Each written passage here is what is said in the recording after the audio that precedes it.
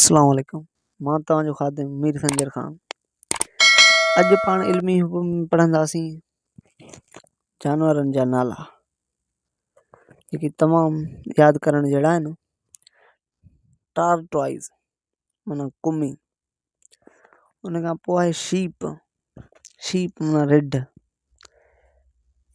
Lamb माना ghetto, फान माना हरण जो बचो,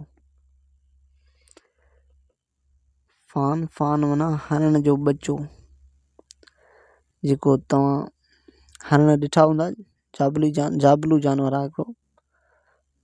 उन खां पोइ आहे लियोन, लियोन माना शींहं। उन खां पोइ पाण पढ़ंदासीं मॉन्की, मॉन्की माना भोरड़ो या बांदर। उन खां पोइ पाण पढ़ंदासीं फॉक्स, फॉक्स माना लोमड़ी, लोमड़, फॉक्स माना। उन खां पोइ पढ़ंदासीं वॉल्फ, वॉल्फ माना बघड़,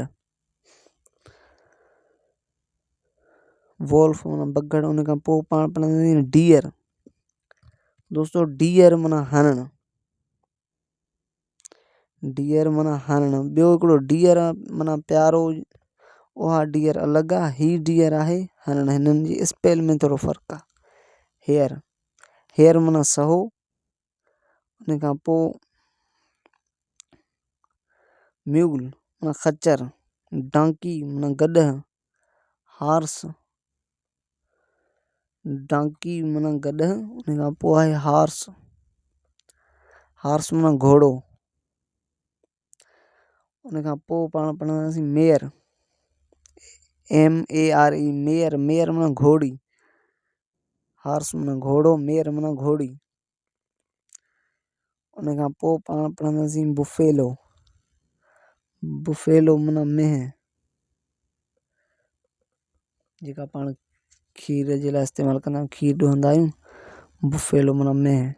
उन खां पोइ पाण पढ़ंदा डॉग, डॉग माना कुतो,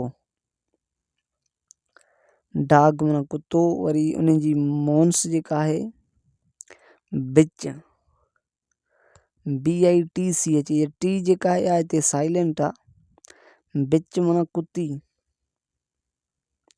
उन खां पोइ आहे किड, किड माना छेलो। उन खां पोइ आहे काफ, काफ माना गाबो,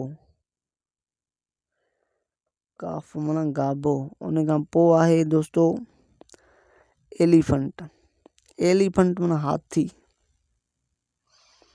एलिफेंट माना हाथी। उन खां पोइ आहे टाइगर, टाइगर माना चीतो, टाइगर माना चीतो। उन खां पोइ पाण पढ़ंदासीं काओ, काओ माना गऊं, काओ माना गऊं।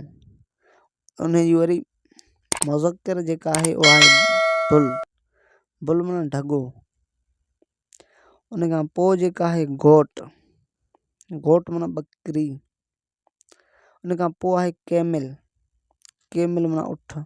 दोस्तों थैंक यू सो मच। पंहिंजी हाणे अॼोकी वीडियो पुॼाणी ते पहुतो। दोस्तों तमामु ज़बरदस्त वीडियोज़ असां शेयर कंदा रहंदासीं। महिरबानी करे असांजी सपोर्ट कंदो। Thank you so much.